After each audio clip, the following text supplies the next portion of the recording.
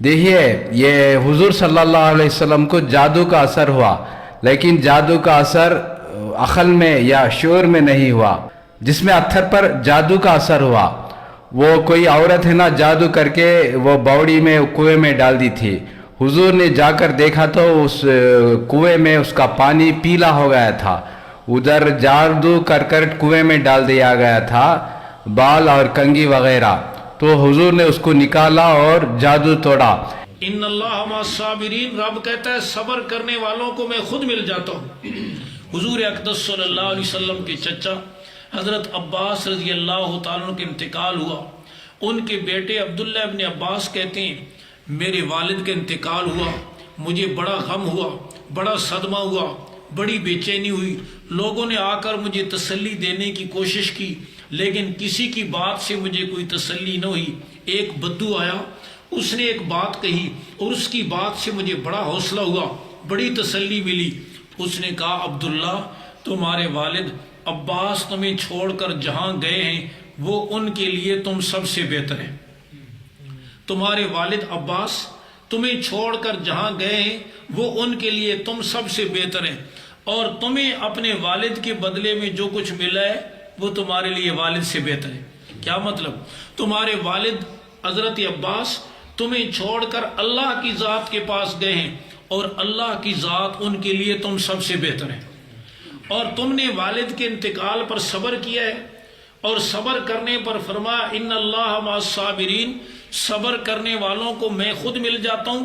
تمہیں والد کے بدلے میں اللہ کی ذات ملی ہے اور وہ تمہارے لیے والد سے بہتر ہے۔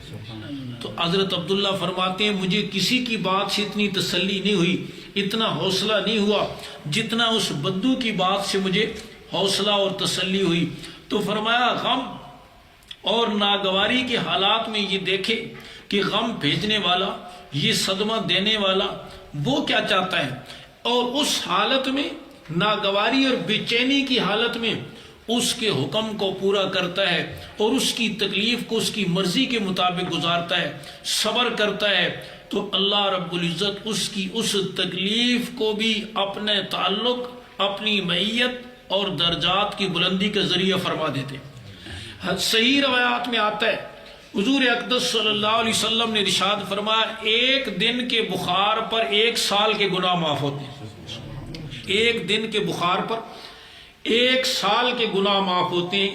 اسی اعتبار سے جتنی بڑی کوئی تکلیف ہوتی ہے، فرمایا اگر کسی آدمی کو کانٹا بھی چبھتا ہے وہ کانٹا بھی اس کے گناہوں کی معافی کا ذریعہ بنتا ہے۔ اگر کوئی آدمی کہیں کوئی چیز رکھ کر بھول گیا اور تھوڑی دیر کے لیے اس کو پریشانی ہوئی، اس پریشانی پر بھی اللہ اس کے گناہوں کو معاف فرما دے۔ تو فرمایا تکلیف مانگنی تو نہیں چاہیے۔ حضور اقدس صلی اللہ علیہ وسلم نے فرمایا صلی اللہ العافیہ، اللہ سے عافیت مانگو، تکلیف نہ مانگو، لیکن اگر آ جائے تو پھر اس کو صبر کے ساتھ گزارو، بیماری آ جائے تو بھی اس کو صبر کے ساتھ گزارو۔ حاجی امداد اللہ مہاجر مکی رحمہ اللہ اپنی مجلس میں فرما رہے تھے بیماری بھی اللہ کی نعمت ہے۔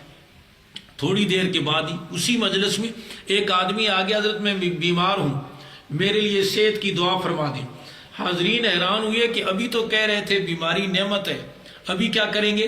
تو حاجی امداد اللہ مہاجر مکی فرمانے لگے یا اللہ بیماری بھی تیری نعمت ہے، صحت بھی تیری نعمت ہے، ان کی بیماری کی نعمت کو صحت کی نعمت سے تبدیل فرما دے، اس لیے کہ یہ نعمت ہم برداشت نہیں کر سکتے، بیماری کی نعمت کو صحت کی نعمت سے تبدیل کر دے۔